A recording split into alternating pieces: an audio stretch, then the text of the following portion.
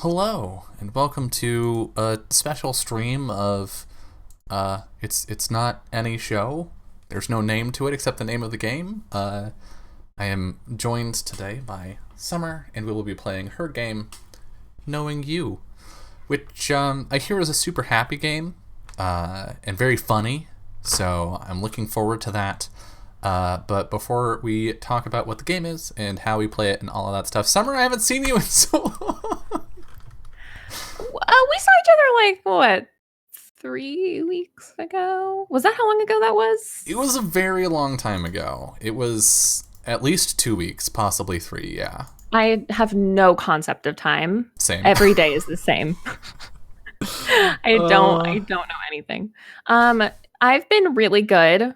I Yeah. do the same exact thing pretty much every day with slight variations. Um, Mood. it's going good. I'm currently having a crisis where I'm trying to decide if I want to go back to my job at the end of maternity leave. And I am very quickly running out of time to make that decision because I'm supposed to go back at the end of the month. So SOS, I don't want to, but I might have to. But that's pretty much that's it. That's like what consumes my thoughts most of the time. That and making new OCs with Katie. Of course. We managed to make 2 new pairs this week, so we're pretty on fire. Good luck. I wish I could help, but I can't. No one can. That's the worst part. No one can. No use with decisions. I saw that you put up signups for a new podcast. I say I saw that knowing full well that I signed up for it. But at first it was one podcast. And I was like, okay, this is a good idea, Summer. And then it was 2 podcasts. Yeah. And now I'm not so sure. Well, so it was one, and then literally every single person I love in the world signed up, and then also a bunch of people I didn't know but seemed really wonderful signed up, and I was like, so selecting like 4 people is not going to be humanly possible for me. So I was like, should I do 2? And then everyone was like, the very few people I told were like, no, but I was already, making the second promo, like putting it up. Yeah. So I had already decided that it was going to be a second one. And then when I was going through the applications, it almost became 3. It was very close. I was like, I could swing 3. Like that wouldn't be that bad. And then I was like, you need to chill out because you're also planning on coming back to streaming semi full time. So, yeah. and in which you'll be running 2 more Urban Shadows games. So can you please chill the fuck out? And I was like, do you really need 5 fine. Urban Shadows games? Yes.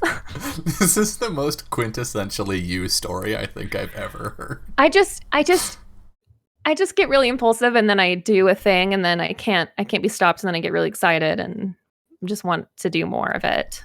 So I'm running a one shot this the 6th. I think that's Saturday. Yeah. Yeah. Over on Lauren and Kiana's best friend channel, Salty Sweet Games, for their charity stream that they're doing. And I'm running it in one of the cities that's going to be in one of the podcasts. Nice. Yeah. So that'll be fun. It's just happening like 8 years prior to when the podcast will start. So we'll see how much they fuck shit up. They just burn the whole place to the ground and like, well, I guess I'm picking a new setting. Yeah, I mean, to be fair, I am setting it within the like 24-ish hours before Hurricane Irene. So Hurricane Irene will probably fuck shit up without them really needing to help very much, but they could do extra like political damage. Who knows what they can get into. But the hurricane at the end of the day will just wash away their crimes. Fix everything. It's like using rub and buff and modeling to hide the crimes. Also started a game. Actually, Katie has her spooky summer Wow, I wish I was a better friend and knew what the fuck it was called. Summer of Spooks. Wow, I'm such a good friend. And she had someone drop, and so I jumped into their Cthulhu Dart game, which I had never played before, and really, really like it. Ooh. I'm into it. So we started that on this past Wednesday, and I found a body on the beach. Fun. And I just kept going. I was like, you know what? Pass for right now. We'll circle back. Problem. I mean, I'm calling 911, which I didn't know Canada's emergency line was also 911. Oh. The more you know. I asked Kiana, who's in chat, I was like, what's their emergency number? Because I know that in Europe it's 111. Right? That makes sense. I was like, is it 111? And she was like, 911. And I was like, I'm stupid. Doing it right. Doing it right. Hockey. I know Canada. Hockey? All I know about Canada is from talking to Kiana and Lauren and watching Letterkenny. So I'm pretty sure I have a pretty comprehensive idea I think you're set. of what Canada is like. Yeah. I haven't played Cthulhu Dark. What's the system? Is it like very similar to Call of Cthulhu or? Ooh, no, at all. Not at all. You have you only roll a d6 for pretty much anything. So anything that you attempt to do that a normal person could do, you roll a d6.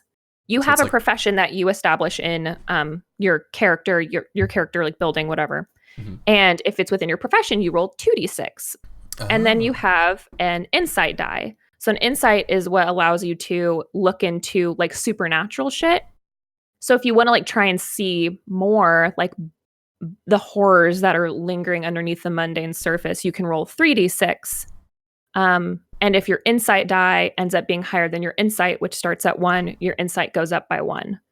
And when it hits 6, you leave your mundane life behind and you enter the world of the supernatural. So you don't necessarily go crazy, but you are no longer your mundane self.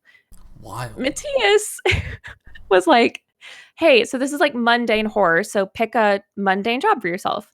And Katie was like, ex-writer. And Birdie was like elementary school teacher. And Mal was like, park ranger. And I was like, bounty hunter / professional wedding date. So that's my job now. So I've basically covered every skill I could ever need falls within my profession now, and I have a gun. So can I lose? No. The answer is no. I feel so much sympathy for Matthias in that situation. Loved it. He ate it up. He absolutely loved it. He is quite the master of rolling with bullshit. Yeah. As I've been learning from our Burning Wheel game. Anytime some shit comes up, he's like, yeah, that happens. Sure. Yeah, absolutely. Like, really? You're going to let me poison the refugee camp? Okay. Yeah, I poisoned the refugee camp. Yep. Did that happen? Yeah, I'm playing a bad guy. Oh, okay. Isn't it fun? It's like GMing, but with less responsibility. So yeah, because you're only worried about number one. Yeah. Me. My character has a thirst for vengeance. He's a deposed noble who's trying to sneak into the city to go kill the ruler of the city who didn't lend aid when his country was under attack. So gotcha. Okay, so it's just revenge. That's not like terrible. Yeah. It could be worse. I wanted to get into the city. But Jolie is playing my character's sister, and so I negotiated a way for her to get into the city. My hope being that she would find a way in, like a secret way in, while she was there. And she said no to going in for some reason, and was like, I feel like you're keeping something from me. And so I opened up and I said that all I wanted was justice for our people and that justice was inside the city. And apparently that wasn't good enough. So I said that if she didn't go in the city and get supplies for this terrible refugee camp, things were obviously going to get worse. And when that didn't sway her, I poisoned the refugee camp. So now things are getting worse. To make things worse. To prove a point. I thought you were going to be like, if you don't go inside, I'll kill you. No, because that's a really good motivator. No, sibling or no. I'm just gonna make her. Maybe later if it doesn't work. The goal is to make her feel guilty so that she wants to do it. So does she know that they're poisoned? No. I covered my tracks very well, and so it just seems like people are getting sick. That's good. That's perfect. No, I mean, you're gonna get what you want, and you're gonna get justice. yeah, justice for our people. Let's see. What have I been up to these past few weeks? Surprisingly few streams. Shit keeps getting in the way. People getting sick, that sort of stuff. But I did finally, after like 4 years of not going back to it, I finally rewatched the beginning of Eureka 7 and then finished it. And, ooh, that was so good. I saw your tweets. Yeah, I had watched the Netflix release of Evangelion beforehand, and it's certainly a TV show.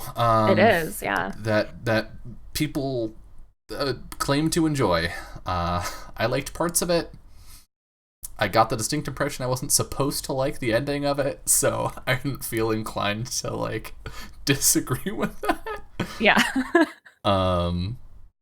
But Eureka 7 was like everything that I wanted out of Neon Genesis Evangelion. It's like it's a mecha anime.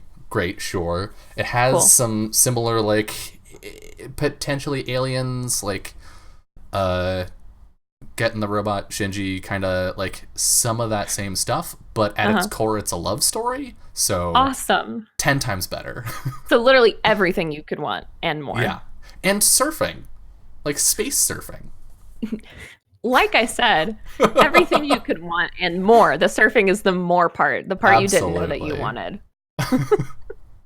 So that was really good. I'm glad I did that. And then today, I spent several hours when I should have been doing other stuff, playing Apex Legends because the new season just dropped today. So that's going to be all of my life forever.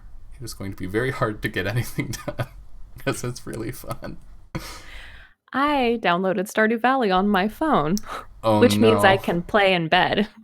Which means I never have to sleep. I can just play Stardew Valley forever. I mean, and my character sleeps. You do still need to sleep, Summer.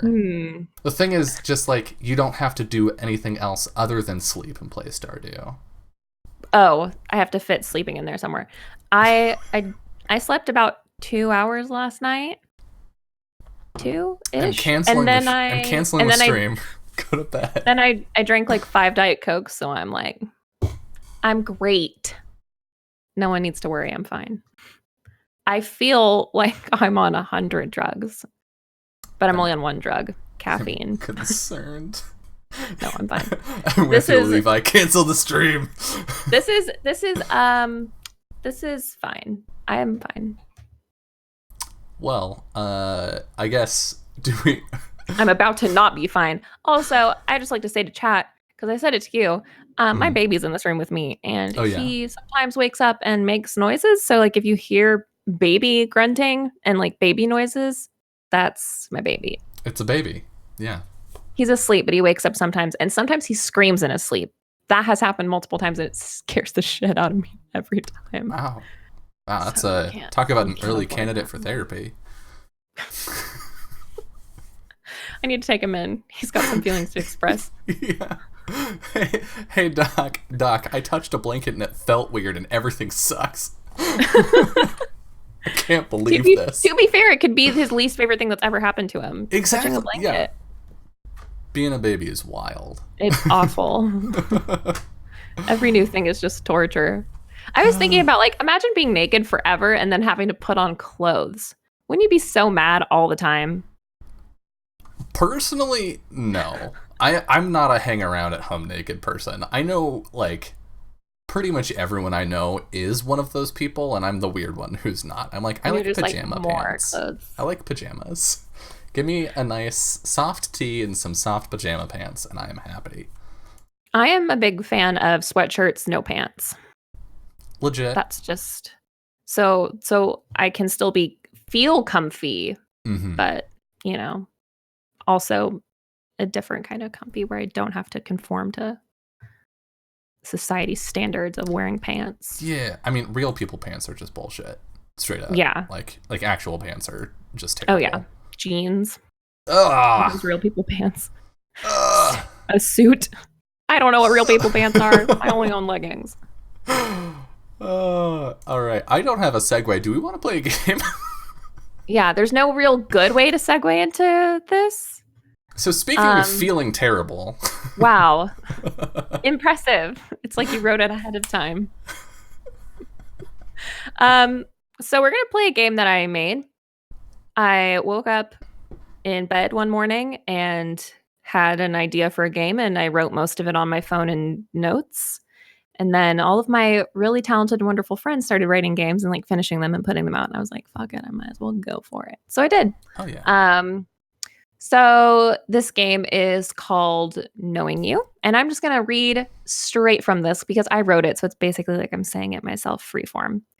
Knowing You is a 2-player prompt-based game exploring a relationship broken past reconciliation back to the day you first met. Each scene outlines a set of 5 questions. You and your partner will take turns asking and answering each of the 5 questions. Each set comes with a prompt that you and your partner will answer together.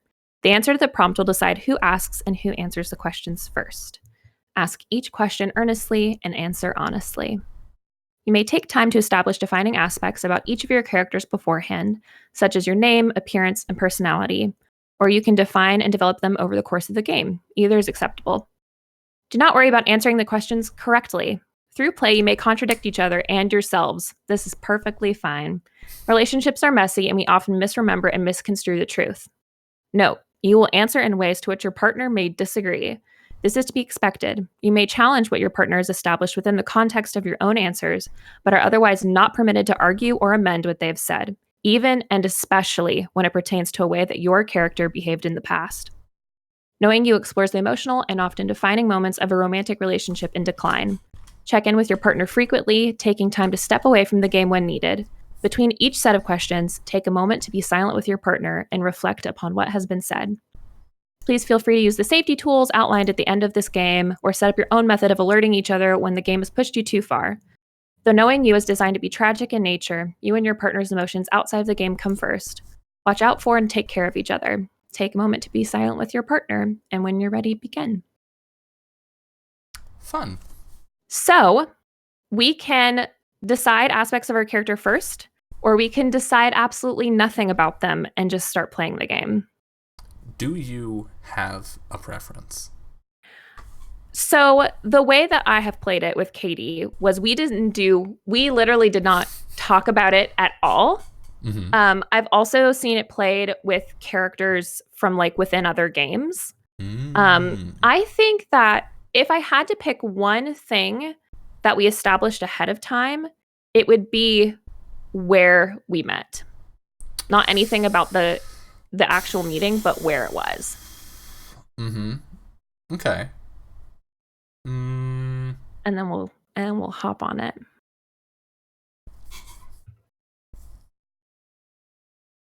I don't know where people meet other people. I don't leave the house.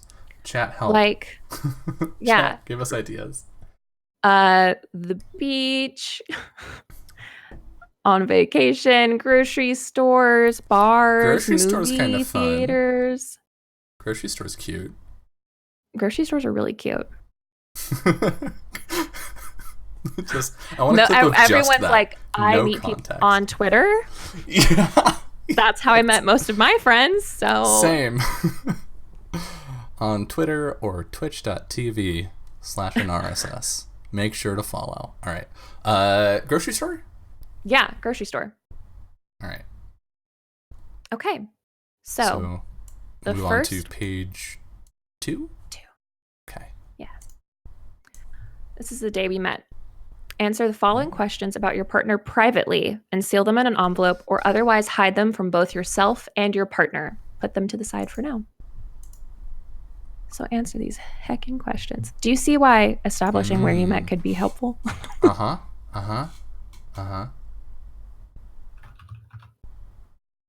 Pronouns? Don't worry about it. Okay. She, her. Okay. What about you?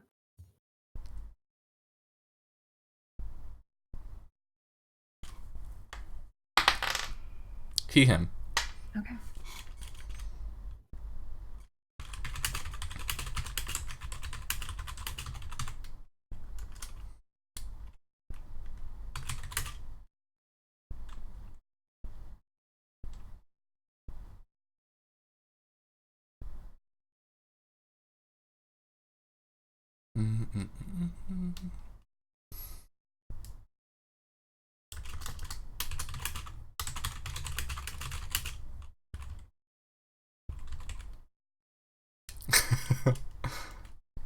Oh no, I'm sorry.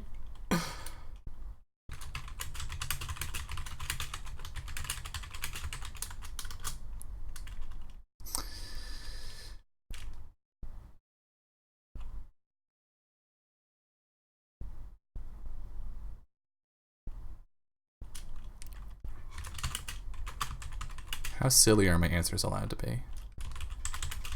Mine make me laugh. So Katie said, "What about them caught your eye?" and said that I was wearing the most god-awful, ugly yellow shoes that she's ever seen. So Nice. That gives you some context of what you're allowed to fucking put down.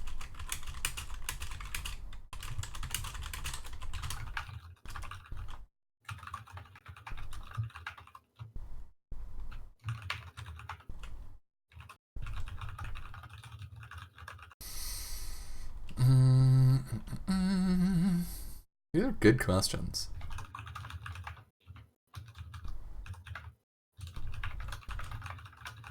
Oh no. Don't kill me.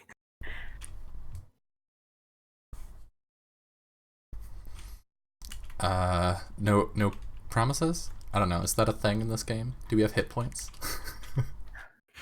Just one, and you wait till the very end to decide if you die or not. Oh no. I mean, on brand.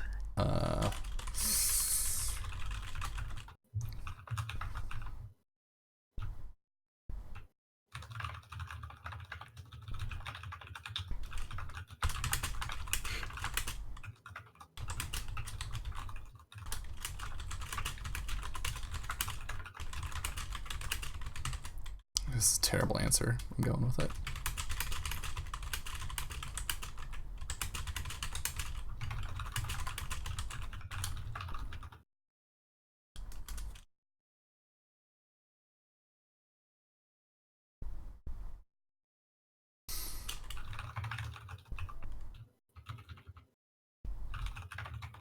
Wow, that last question is rude. Wow, Summer. Wow. It's not rude, it's probing. It's rude.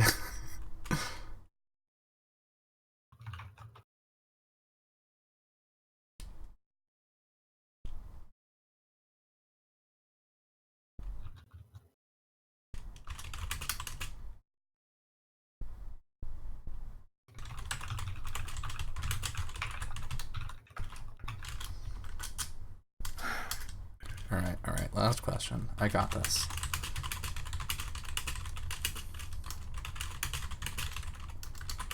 I would just hurt my heart hurts really quick. Uh-oh. Already? Yep. Got that tight feeling in my chest like I fucked up.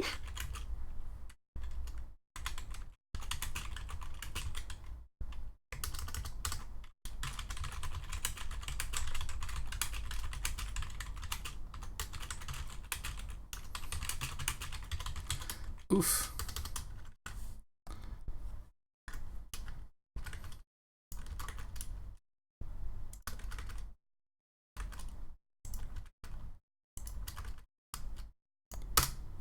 Okay. Page 3. Okay. Our last day. Oh, damn. Just right into it. Okay. Now you will work backward in your relationship with your partner, starting with the last time you ever saw each other.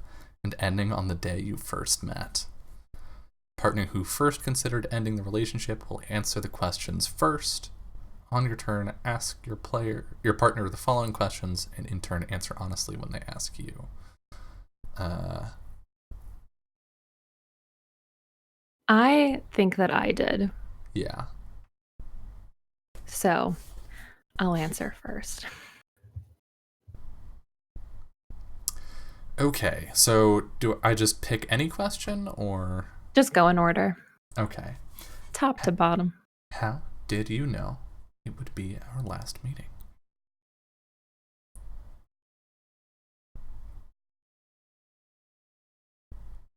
I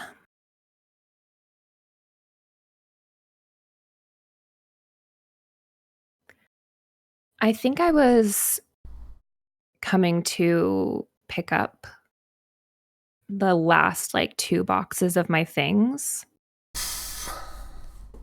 Like I'd saved all of the stuff that I felt was like emotionally charged. I just kind of left it there for a really long time. Mm-hmm. Just in case something changed. But I think I finally came and picked it up. All right. Do we go back and forth, or do I go through all of them? You go through all of them. Oof. All right, good times. Here we go. What did I say or do that made you cry?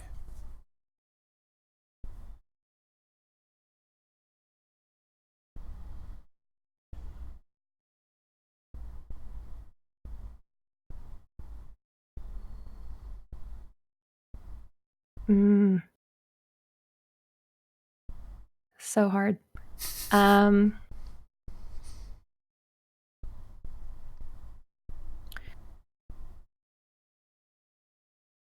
You said that I was never going to actually be happy.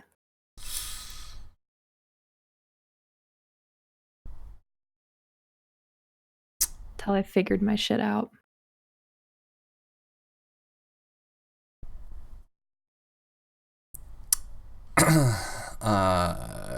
What did you say that you regret?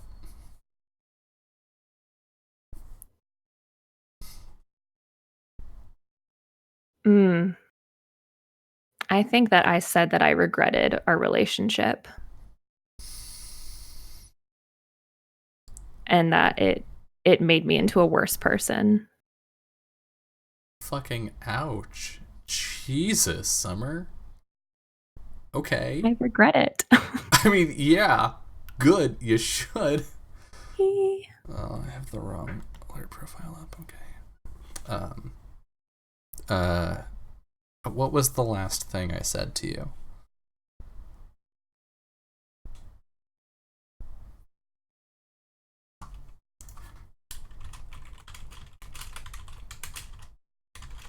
Ooh. You said, see you later.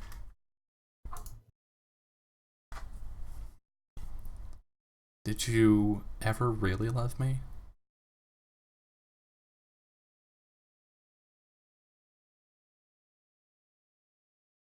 I'm not sure. But I think so. Okay. It's my turn. Mm-hmm. How did you know it would be our last meeting?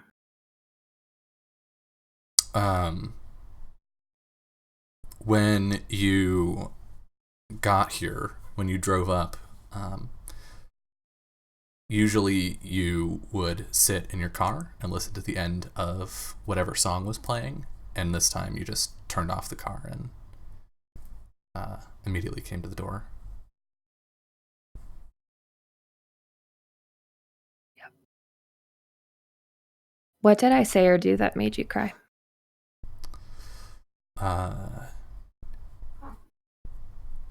You walked out the door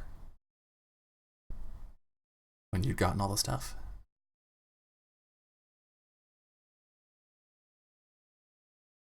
What did you say that you regret?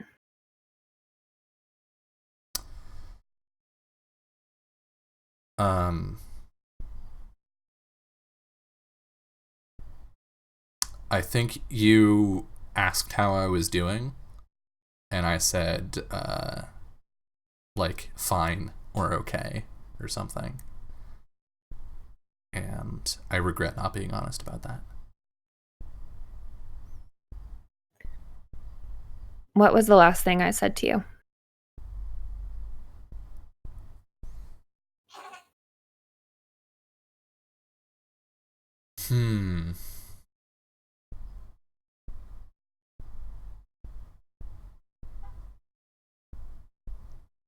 I doubt it. Yikes. Okay. Did you ever really love me? Yes.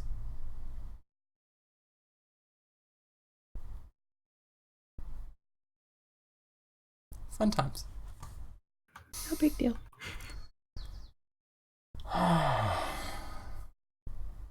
Ooh. A partner who never raised their voice will ask the questions first. That's feeling like you. Yeah. Okay. What was I upset about?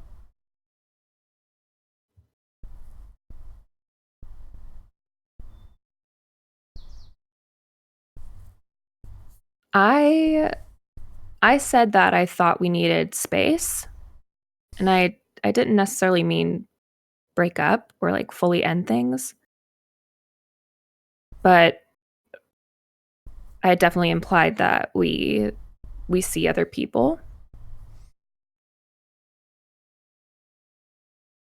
and you didn't like that very much.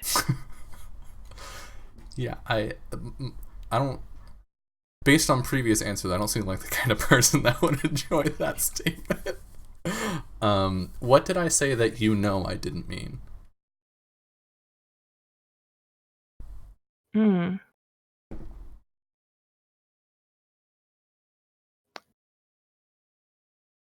There was like this point where I was getting really loud, and I don't know that you meant me to hear it, but you said that no one else could put up with my bullshit. It's like something like, good luck getting someone else to put up with this. Mm-hmm. Yep, I did say that. Yep. I feel like I already know the answer to this one. Did I deserve your anger? No, not really. Did you resent me for mine? Yep, I did. I didn't understand why you were getting so heated about it, because I thought that I was trying to do something that was good, was going to be a good thing for our relationship, and I thought it would help fix a lot of the ways that I was feeling, and I wanted you to support me in wanting that. So I was really hurt that you didn't get that. Yeah.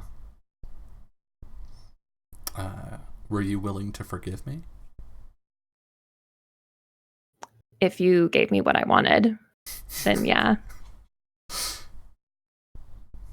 All right.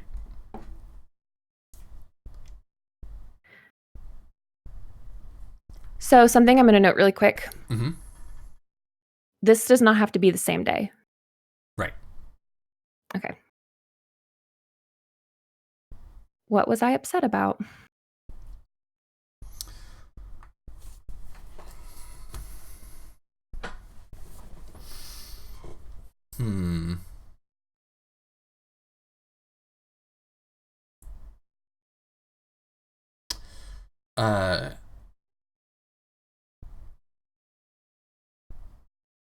You had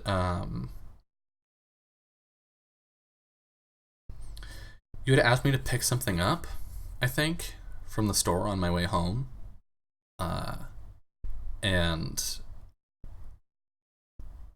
I don't know that the circumstances matter necessarily, but I didn't. I ended up coming home without stopping by the store first.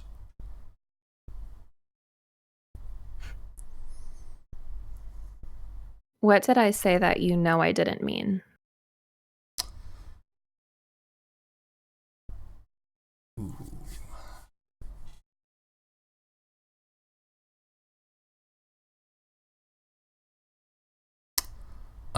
That I obviously didn't care that much.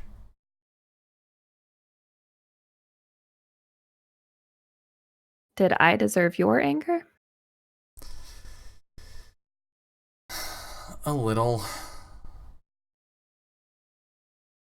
But, like, not really.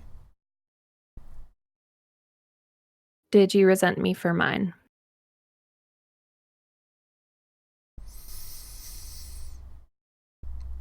No.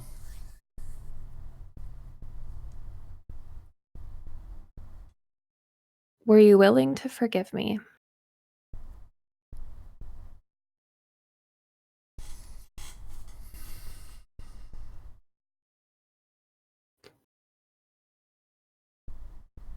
I think so. Certainly looking back on it. Yeah.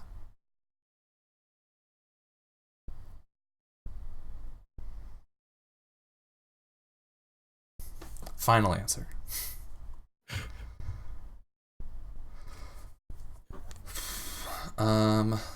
All right, page 5. The partner who was more outspoken about their feelings will answer the questions first. Answer first. Okay. I think that was you. I feel like it could go either way. Would you rather answer first or ask first? Because I guess a second way to interpret this is not necessarily like we decide what the answer to the question of who did what first, so much as we decide who wants to go first, and that answers the question for us. I don't care. I can answer first. Nice strong opinion. All right. Thank you. Okay. I'm very outspoken about my feelings. How could you tell I was tense without asking?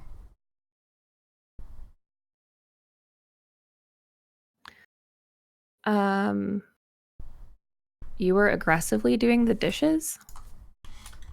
We have a dishwasher, and you were aggressively washing the dishes when I came home. And I think I sat and waited for a while, and you just kept washing like the same 5 dishes. I think I figured it out pretty quick after that. Fair. What did you do to try and help me?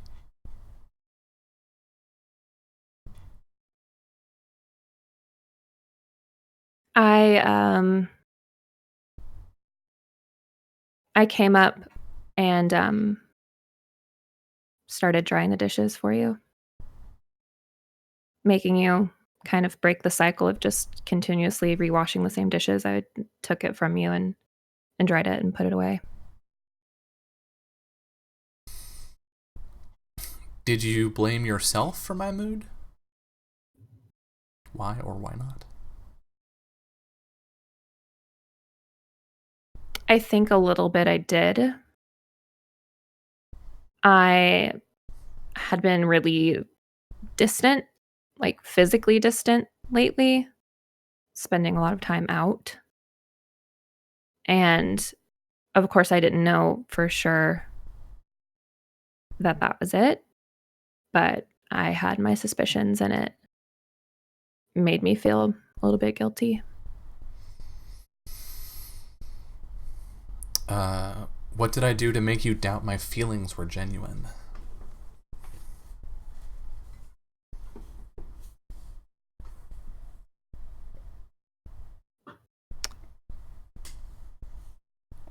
Normally, when I would get home, even if we were not on the best of terms, you would ask me how my day was. Like, obviously trying to mend fences when I'd been spending time out. And you didn't ask me.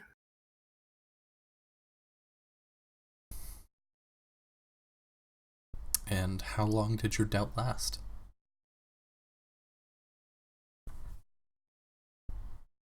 A couple of days, when things seemed to go back to normal.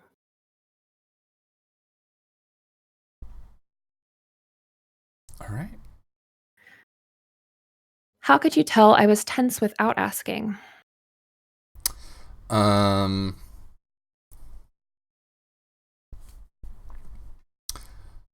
think in general, you would snack more when you were tense. And so when I like walked into the living room and you just had like a bag of potato chips and nothing else, I think that just sort of tipped me off. I was like, okay, I'm entering a space of tension. What did you do to try and help me?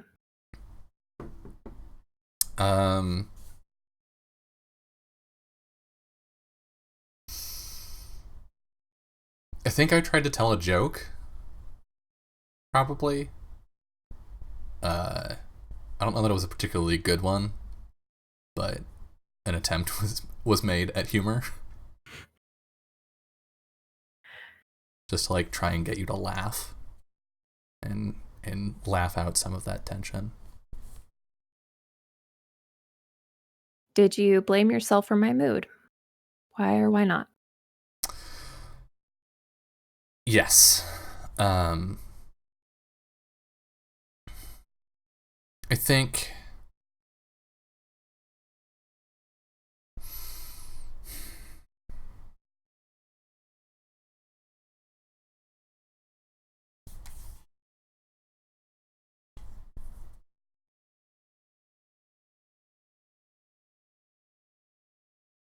think we'd had a disagreement or like a tense moment about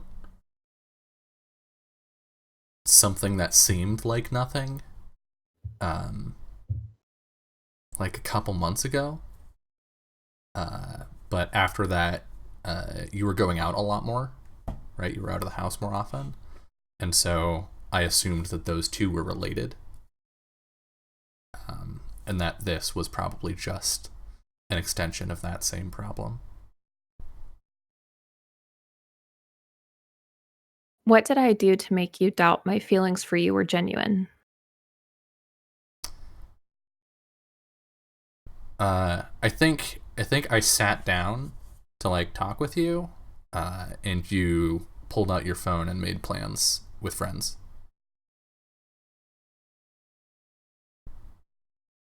How long did your doubt last? Until the end.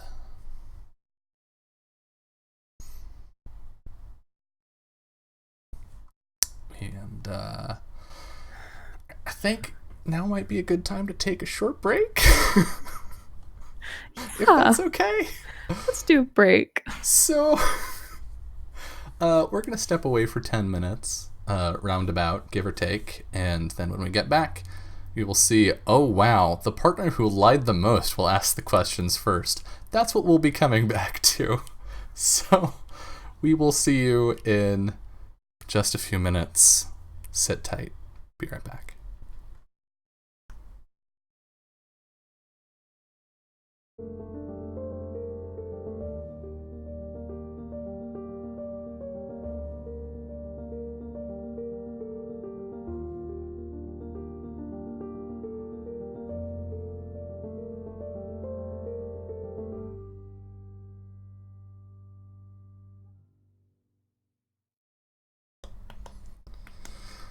Hello and welcome back to Knowing You. So where we left off, we had just talked about our doubts and tension, and we now must decide which partner lied the most. I think I've been asking first pretty much every round, so I think it was you. That I lied the most? Yeah. Okay. Yep. What had you been keeping secret from me, and how did I find out? Oh no. Yeah. Oh no.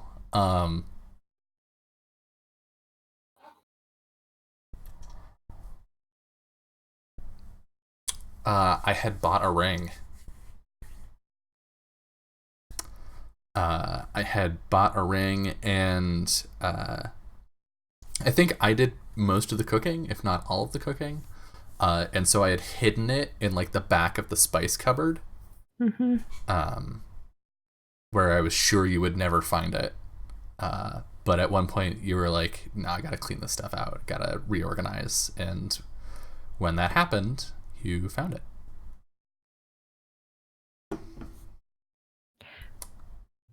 Why did you keep it from me? I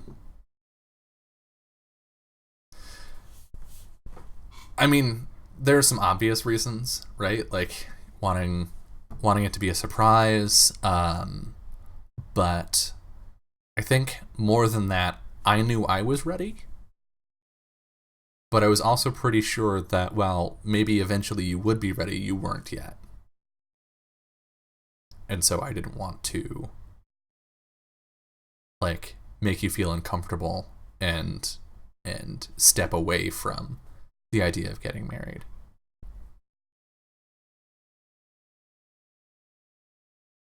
Who did you trust with the secret, and why? My boss, actually. Because I didn't fucking know who else to tell, but I couldn't just like not tell anyone. It was horrible because when I bought the ring in the first place, I was like having a terrible time focusing at work. I was just out of my brain the entire time, and I wanted to tell someone and be like, I did this thing. I'm very excited, but like you knew all of my friends, and so and I knew none of those motherfuckers would like. Sure, they wouldn't tell you, right? They wouldn't be like, "Oh yeah, you bought a ring, you're just gonna propose," but they would be like, have you thought about marriage lately?" Right? None of them were subtle. And so when my boss was like, "Yo, what's with you today? What's going on?" Then I told them. Are you glad you kept it from me?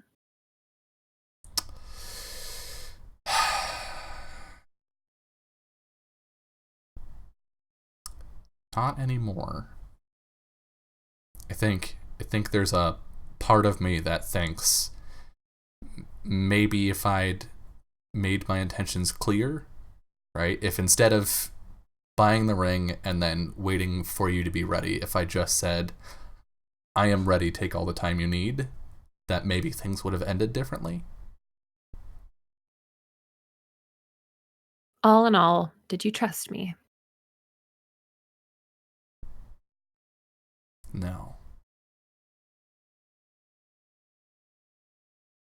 No, I did not.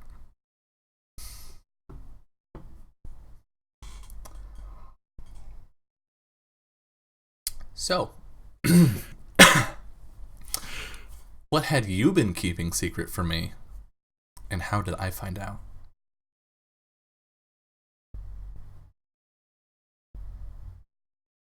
I had installed Tinder on my phone.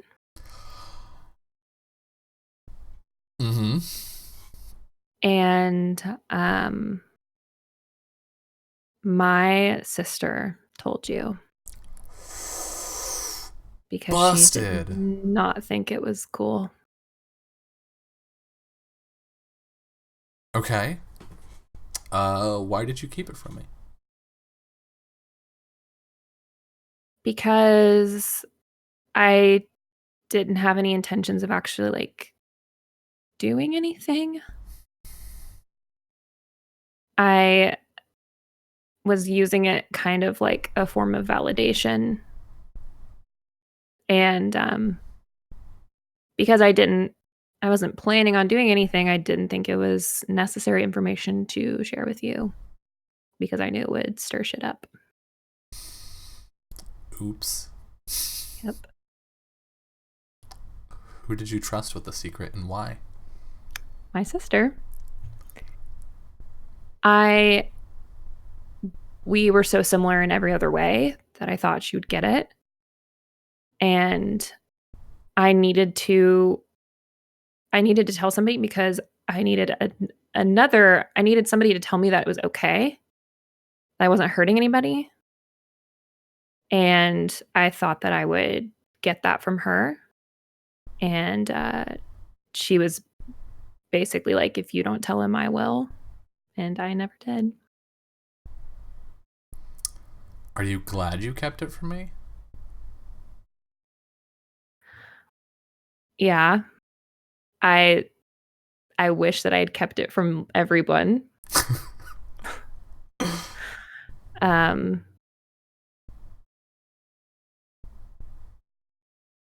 Yeah. And all in all, did you trust me? Yes, I did.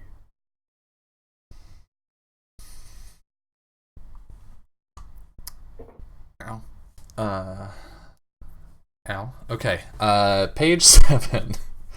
Our future. How nice. The partner who wanted to move in together will answer the questions first.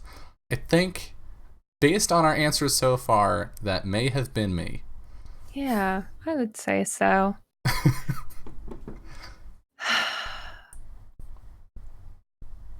When did you start considering me when making plans for the future?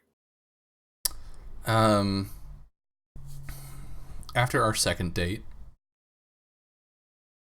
I think I had gotten invited to do some kind of like a studio thing, like a residency. But it was like several months long, and it wasn't a huge deal to me necessarily. I wasn't like, this is my future.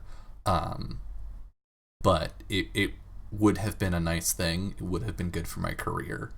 And I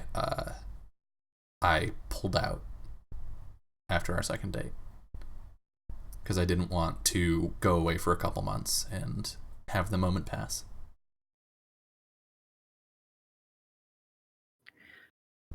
What did you sacrifice for the plans I had made?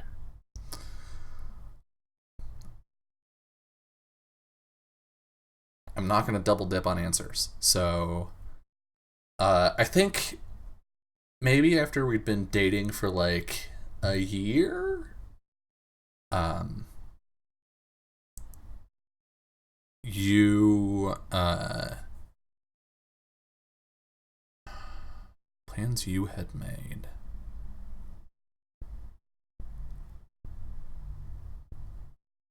Maybe you were still in college, right? It was like your last semester or something. And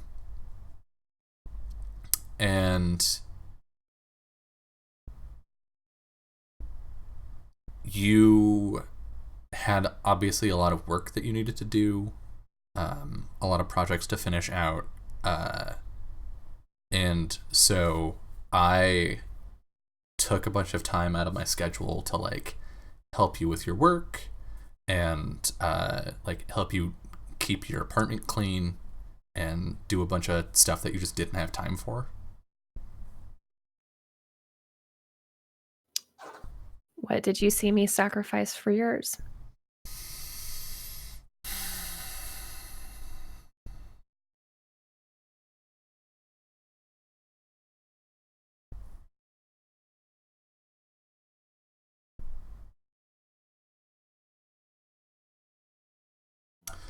Little things, weekend plans,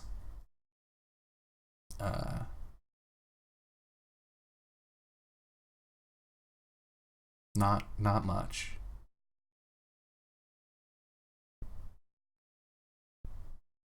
When you thought about our future, what were you most excited for? How much of it I thought there was.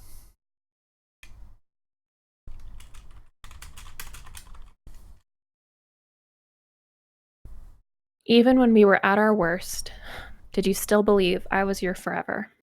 Absolutely. Up until the moment you walked out the door, I was certain.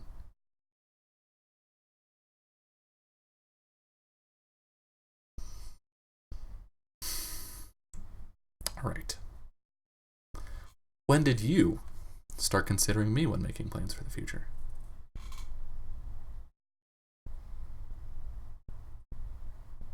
I think it was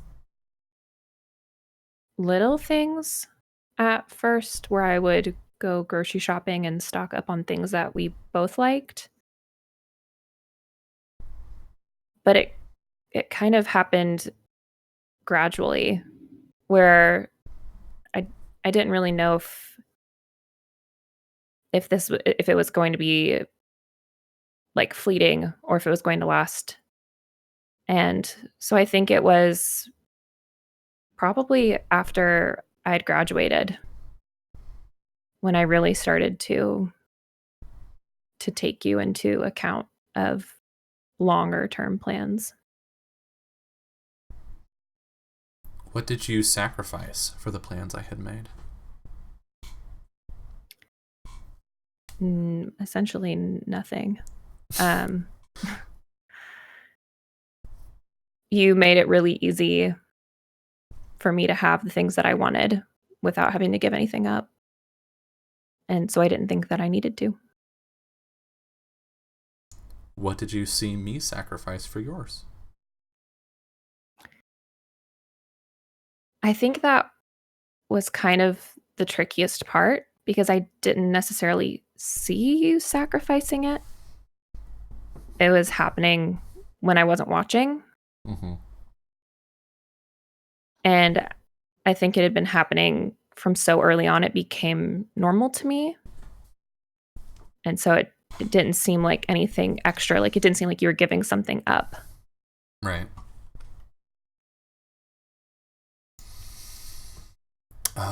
When you thought about our future, what were you most excited for?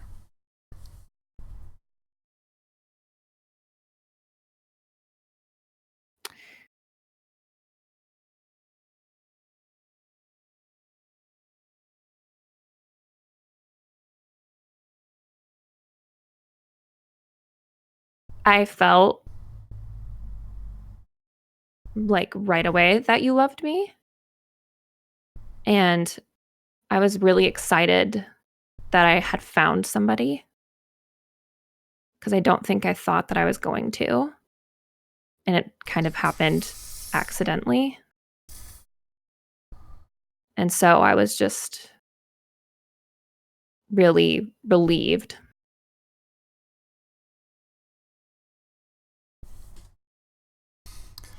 Even when we were at our worst, did you still believe I was your forever?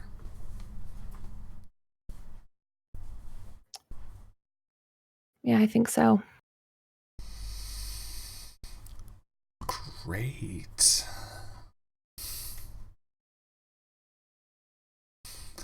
The partner who is decisive about what to eat for dinner will answer the questions first. If neither partner were decisive, toss a coin, play rock, paper, scissors, or by other faithful means decide who answers first. I think we already answered that question. Right? I mean, I feel like I was pretty decisive about what I wanted for dinner. Okay, fair. And I just cooked. Yeah. You would say, I want this for dinner, and I would just cook it. Okay. I like it.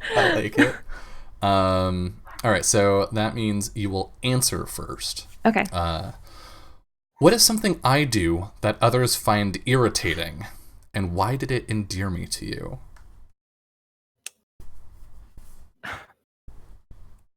You go so slow. Just just in every situation in which you would like want the person in front of you to walk faster, like just a little bit faster, you take your time.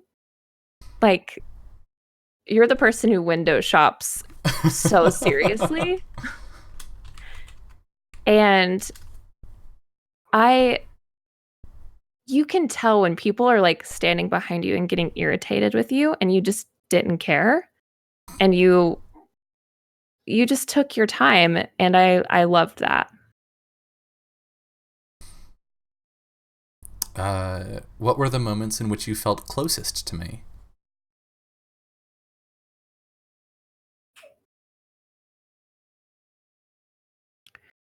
I took on a lot of projects. I took on a lot of extra work, not only in college, but when I started actually working, I took on work that I didn't have to. And you always made a point to help me.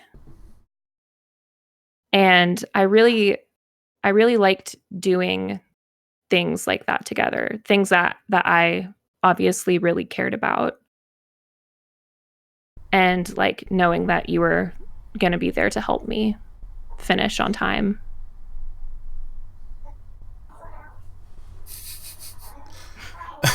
Hello. Baby's awake. Baby says hi. What was your favorite way to pass the time with me?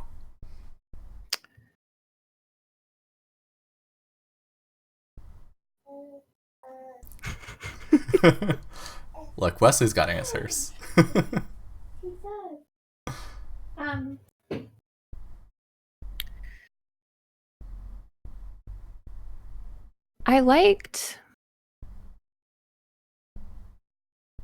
I really liked just kind of hanging around at home, but I liked going out and like just kind of bullshitting, like going driving until we figured out what we wanted to do, or just saying like, let's stop here and kind of check out new places. Like I felt like I saw a lot of things even about the city that we lived in that I never would have seen without you.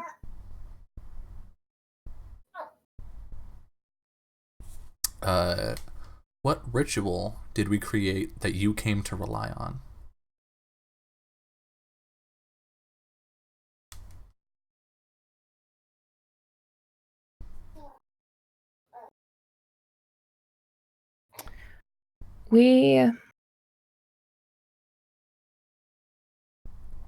I think even when I was kind of pulling away, we always had dinner together. Like, no matter how mad I was, or even if we hadn't spoken in like a full day, we always had dinner together. And I needed that. Were you comfortable with me even in silence? Yes, I was. I don't think either of us always felt the need to be saying something.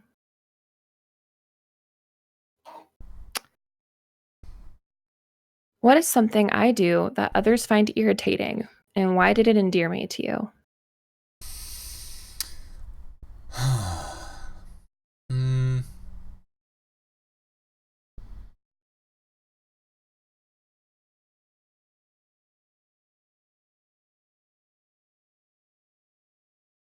You would always have some weird, like, secondary or tertiary comment or factoid about a topic people like were discussing, and I think a lot of people felt like you were just trying to change the subject, and so it annoyed the shit out of them.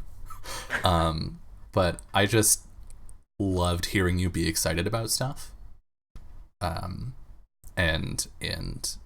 the excitement that you had to share the stuff that you knew was really great.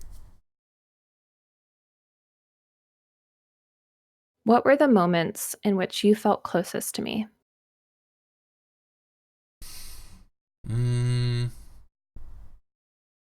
I think dinner. I think, especially like when we first moved in together, we didn't have a dining table, and so we'd just like sit on the couch and eat there.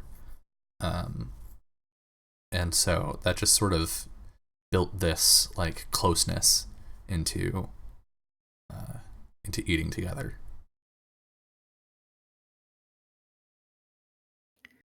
What was your favorite way to pass time with me?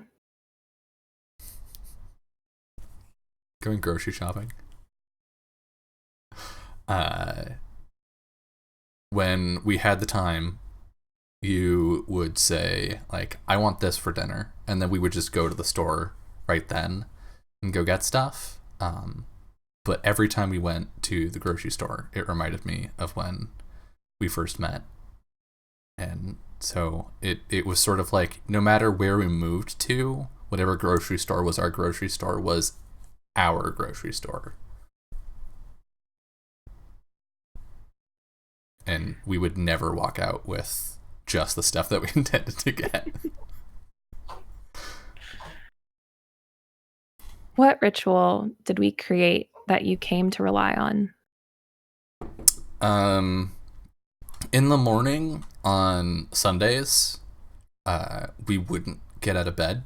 We would just like grab a laptop or something and watch TV shows in bed until like the late afternoon. Just to like have the last day of the weekend be a fuck off day. Were you comfortable with me even in silence? Absolutely. I think I was most comfortable in silence. Because it meant that other things could happen in that space without interrupting or encroaching on the existence of our relationship.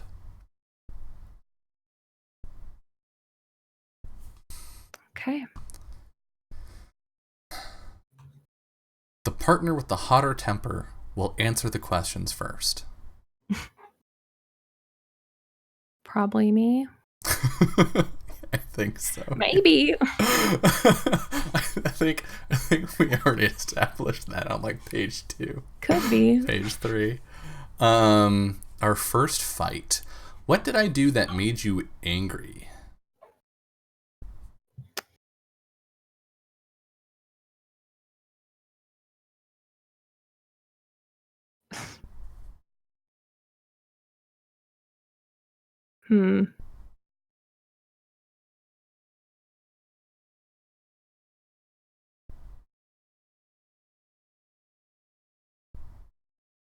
I think you stayed late at work and you were like 15 minutes late for dinner.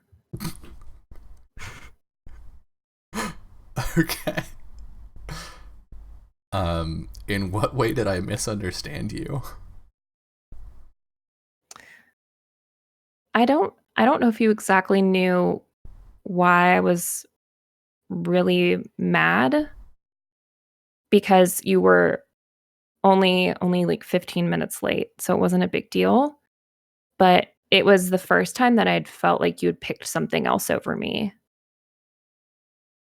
And it was like a very big deal to me that you had chosen to be even like, I felt like I would have been the same amount of mad if you'd been 1 minute late. Mm-hmm. Why did you continue to argue even when I tried to reconcile? I think because you weren't getting it. You were like, I'll start dinner now. It's like trying to appease me of like, well, what do you want? Like, we can order takeout. Like, I feel like you thought I was just hungry. I was just grumpy. And it made me more and more angry. And I could tell you were clearly not getting it and also trying to make me happy and like apologize. And I just wasn't having it. Were you in the right or was I? I feel like I was. It's probably a little bit of both because I don't think I was expressing what I meant to say the way that I meant to say it. And I think that if I'd managed to do that, you would have been sorry in the way that I wanted you to be sorry. But at the time, I felt like I was 100% valid in how I was feeling.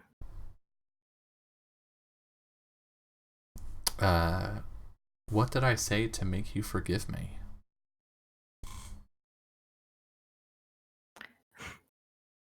I think you said we could have 2 dinners the next night. To try and and I don't even think you said it in very serious way. You were like, "What do you want? 2 dinners?" And I was like, "Yeah, that'd be nice." And we did it. We had 2 dinners the next night. Love it. What did I do that made you angry?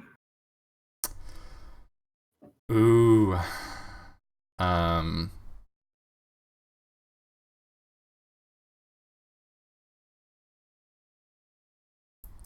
I think you complained about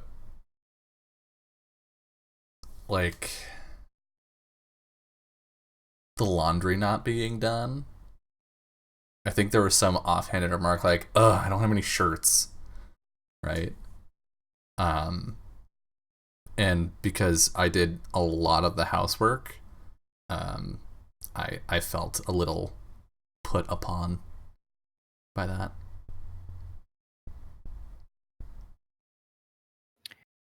In what way did I misunderstand you?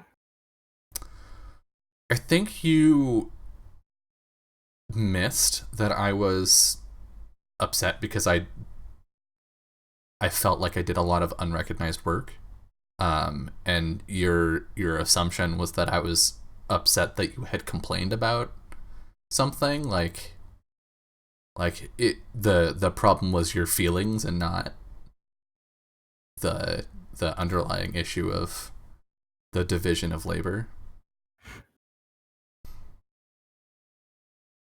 Why did you continue to argue even when I tried to reconcile? 2 reasons. Because I didn't feel like you got it, because and because you were kind of snide about it. I think there was I won't complain about it anymore or something like that. Like, I'll just drop it. And so I was like, no, you're allowed to be upset about not having clothes that are clean, but clean your clothes. Were you in the right or was I? Both. I think we were both in the right. Obviously, I was in the right because I was doing more than my share of the work around the house, and it was totally reasonable for me to be upset about that. But I think the fact that it took me so long to understand why you were responding in this way, the fact that I was just sort of discounting your feelings, was totally valid. What did I say to make you forgive me?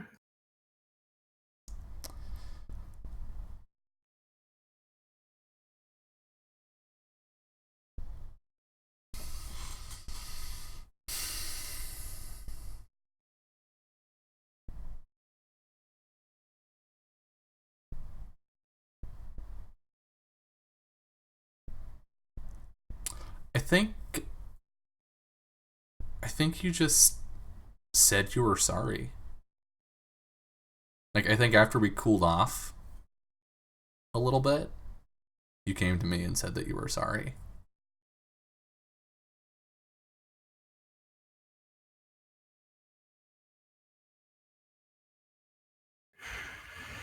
Fun times. The partner with the most baggage will answer the questions first. How much baggage you got? A lot. I think it might be me. Maybe. Yeah, I think so. Okay. What insecurities did you carry over from the relationship before ours? Ooh, boy. A lot of them.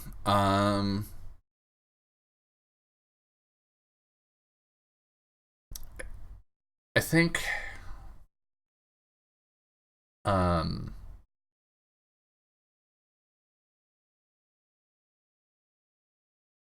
I think the big one was a feeling of not being wanted. Um, like that I had to be useful to be valued.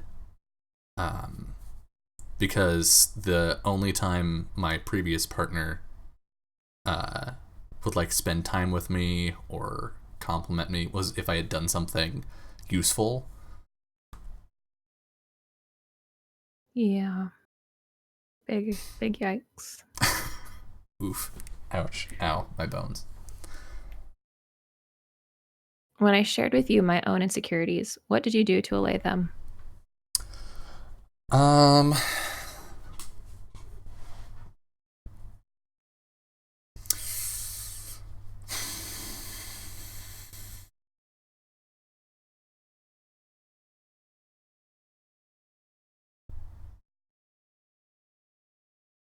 I think I asked you what you needed.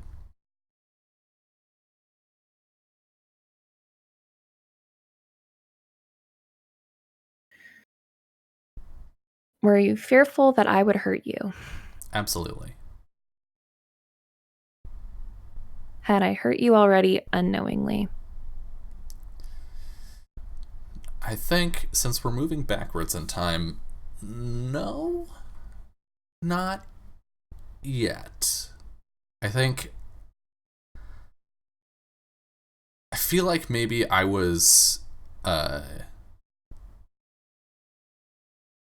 so willing to just give stuff up that like anything that might have been hurtful was just like water under the bridge for me. So no. In what ways did you feel more distant from me after this? I think after you shared your insecurities with me, I I felt sort of my caretaker role really strongly. I felt like for a moment, or for a little while at least, I felt like we were moving away from being two people that were dating to like being your therapist, and that the balance of emotional labor was very heavily tilted in your direction, where I was taking care of your emotional needs at the expense of my own.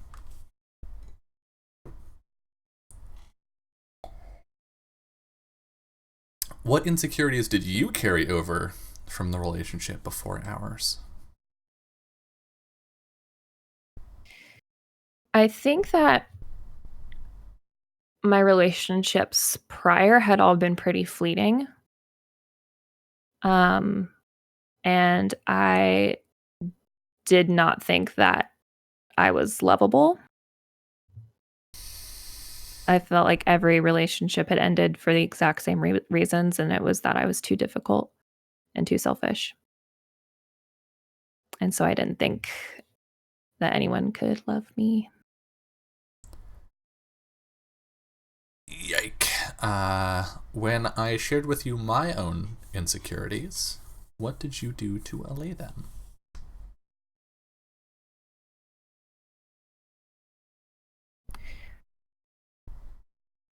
I think that I tried to be very present and like pay attention. I tried really hard to pay attention to the subtleties of your moods. And I, maybe not lastingly, but for a while, tried to do things that made it a little bit easier on you. Like when I could tell that maybe you were feeling overwhelmed with helping me all the time, like give you a night off every now and then.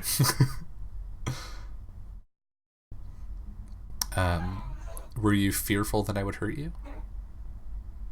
Yes.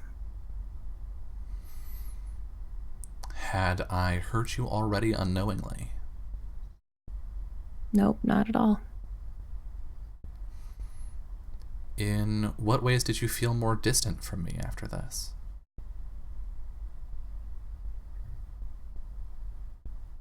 I felt that by like vocalizing how insecure we both were, that we were like dooming ourselves.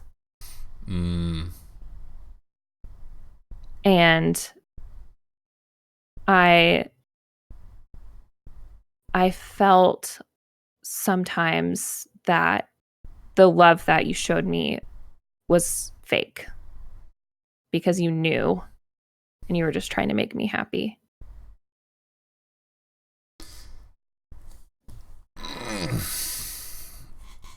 Yeah, that happened. Oh, cute. Our first date.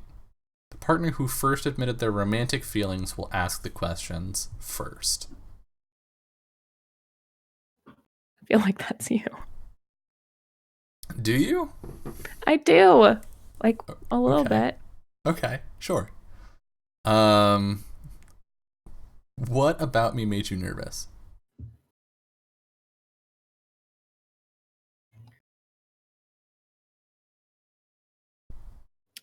You seemed really into me. Oh, shit.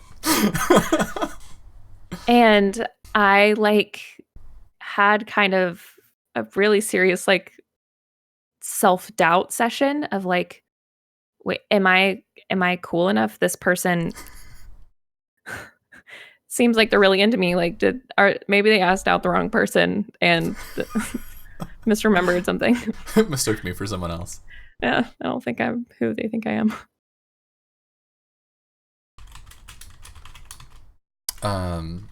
What moment between us was awkward but made you laugh anyway? When you like insisted on paying for dinner, you realized you had forgotten your wallet. Oh no. So you had essentially like made a show both in front of me and the waitress of like, no, let me pay. Oops, I don't have any money. And it was just really sweet and very like also bumbling. And so I paid for dinner. Oh, wow. The secondhand embarrassment on that one was palpable. What did I do or say that gave you butterflies?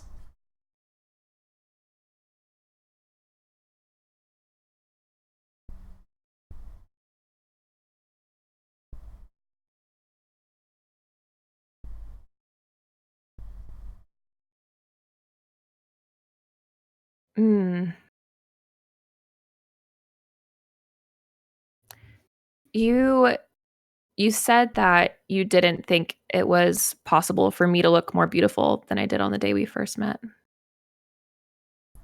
Damn, good job, me. What do you remember most about the way I looked?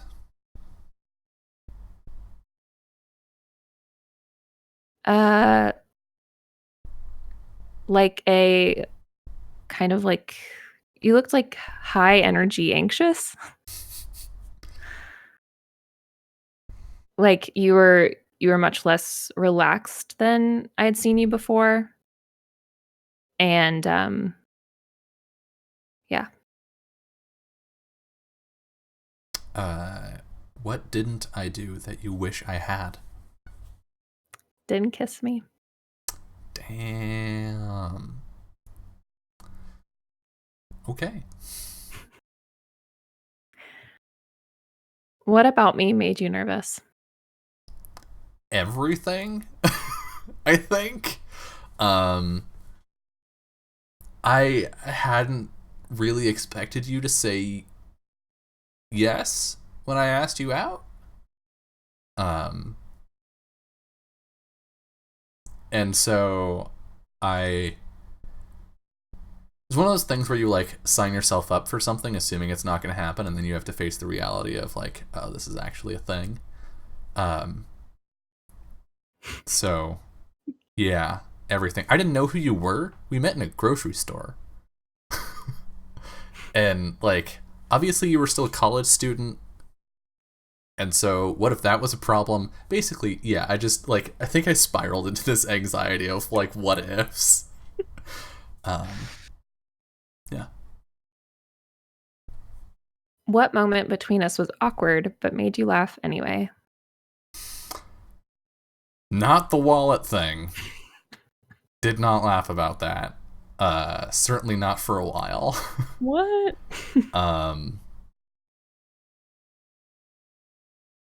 I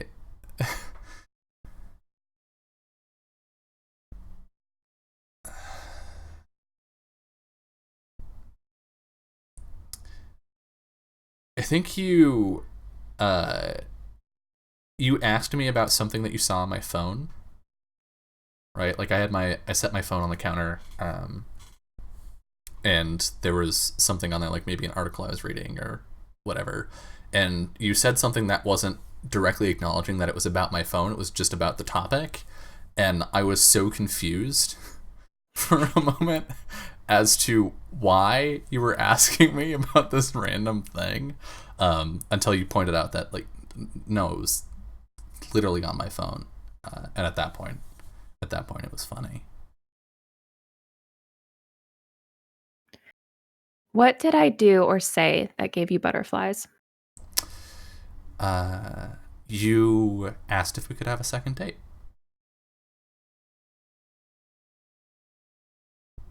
What do you remember most about the way I looked?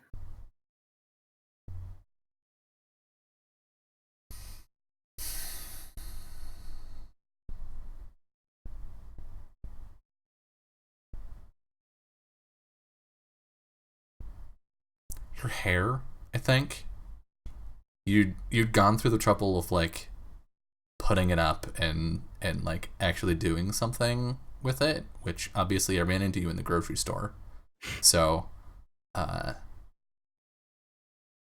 think, I mean, obviously if I asked you out, I was interested, but when I saw that you had like put in some effort to uh, go on this date, I think that really stood out for me.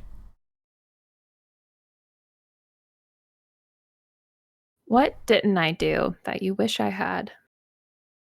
Kissed me.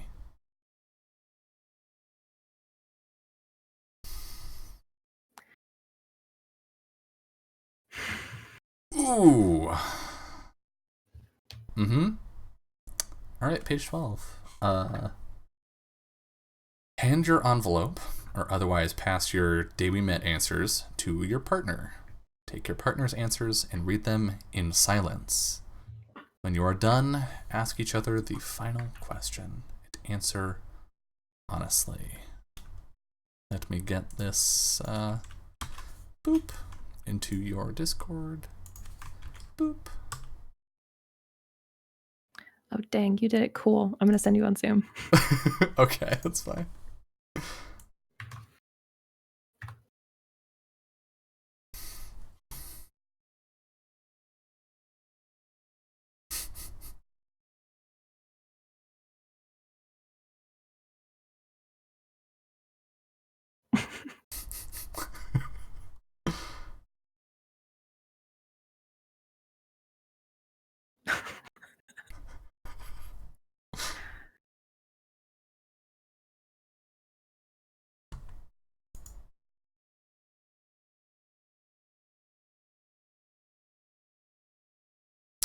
Damn. All right. Do you regret knowing me? No. Do you regret knowing me? A little.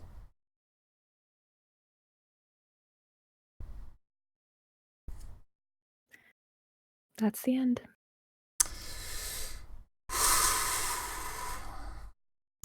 Wow. What a good game. Friends, chat, you should buy this game. That was very good in like a very ouchy way, but like a good ouch, right? Like an intentional ouch. I never in a million years could I have written this game, Summer. You did an amazing job. Thank you. I am very far removed from a relationship that has ended, which probably gave me the ability to do so. Yeah, that helps. Thank you for playing with me. Yeah, thank you for asking me to play this game. It's intimidating to play. Yeah. Knowing what you're getting into. Yeah. I think weirdly it was easier for me to play than Starcrossed was. I'm not sure why that was. I think maybe because the conclusion is sort of foregone, like you know where it's going to end up. There's less anxiety about that. Yeah. It does make it much sadder. Yeah. But what are your Baby's thoughts? Baby's sad too. Do you want to? What's the baby review of knowing you? I hate it. That was him. Yeah, I think I really wanted a Starcross that you knew was not going to work out. Mm-hmm. And I think it, like, just knowing that's not going to work out lets you be really honest about the problems in the relationship, but also the really good parts of the relationship. Mm-hmm. Because there's no risk, right? Like, you know it's over. Yeah. Well, I think conversely, there is a layer of risk, right? Because yeah, you know where it's going to go, but you also know that you're going to get more invested the further you get in, right? Yeah. The further into this game that you get, the more you want it to work out. At least for me. No, yeah.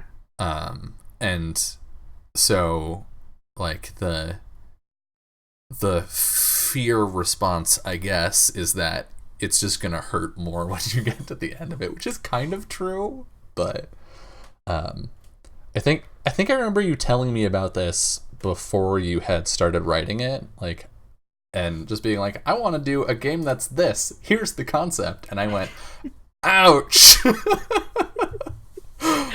Yeah, I think I talked about it right when I had started writing it on my phone. Mm-hmm. Like, I was like, I want to do this thing, and it's gonna suck big time. It's gonna be big ouchies. And I mean, more power to you for putting this together.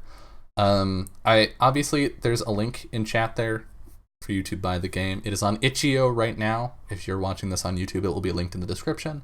There's also a stream pack, which we are using a mildly modified version of, which comes with overlays. So if you would like to stream this game yourself with a friend, or an enemy, perhaps, so you can make them hurt even more, that is also available on itch.io, and you should do that.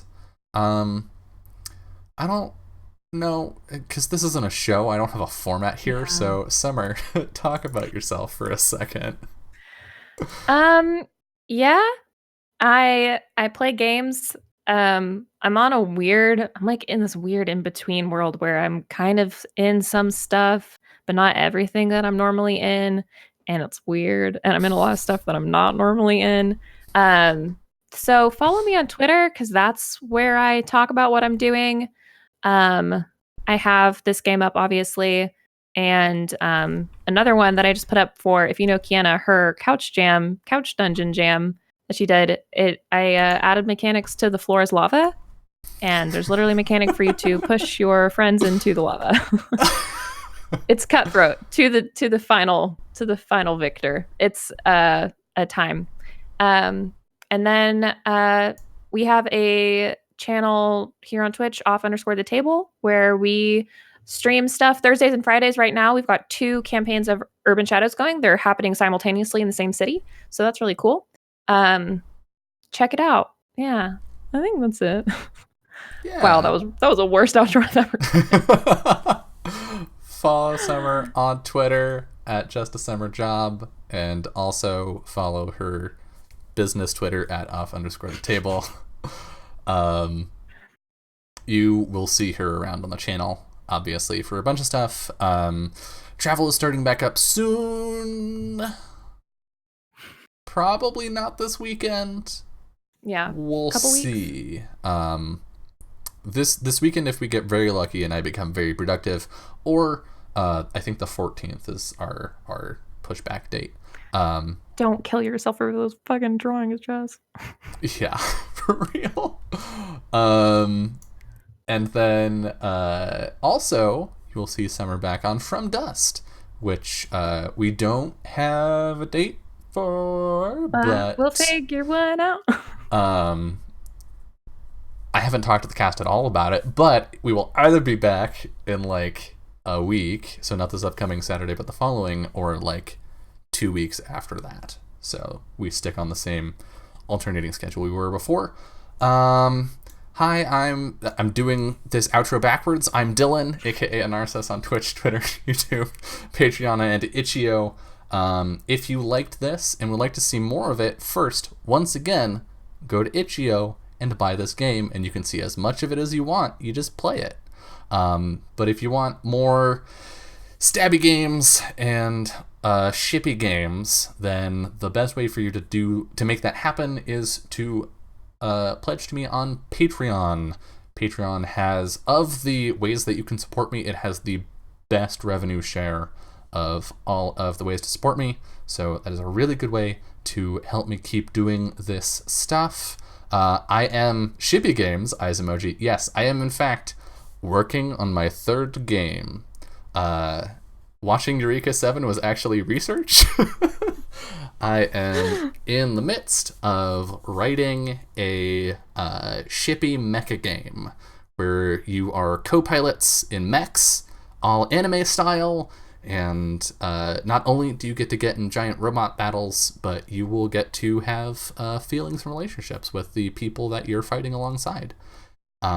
So if you are interested in helping make that happen, once again, Patreon is the place to do that. If by some serendipitous means we end up hitting my 2nd goal on the Patreon, which I think is $150 a month, then I will actually be releasing playtest notes and homebrew content every month. So if you want to see that game as it's made and get your grubby little mitts on it as fast as possible, then tell everyone that you know to donate $1 to my Patreon, and we'll literally get there in no time. Person you know. Yeah, literally everyone you know, and we'll be there in like a minute. But before I go, I want to say some thank yous to Summer. Thank you for the 6-month resub. You're so welcome. I really appreciate it. Thank you to Metal Bard, who has an amazing name, for the follow. Thank you to Gemsung for the 6-month resub as well. And Rock, as always, coming at the end. Thank you for the 200 bits, going to our channel-wide bit goal of me running a one-shot of Things from the Flood, which, again, I'm in progress putting together the Monster of the Week one-shot. Keep your eyes peeled for that, probably somewhere toward the end of this month or beginning of... What month is the next one? August? How do you... Yeah, that's it. Yeah. August. Yeah. And Summer, god damn it, thank you for the bits as well. Thank you all so much. I hope you enjoyed this. we're gonna go to an over screen and play some music, and I might find us a raid. So don't just hop out just yet. But I want to say thank you so much for watching and hanging out and watching, going through this relationship with us. But most importantly, take care of yourselves. You know, eat some ice cream if you gotta. Cry on Discord and Twitter. Shania, thank you for the bits.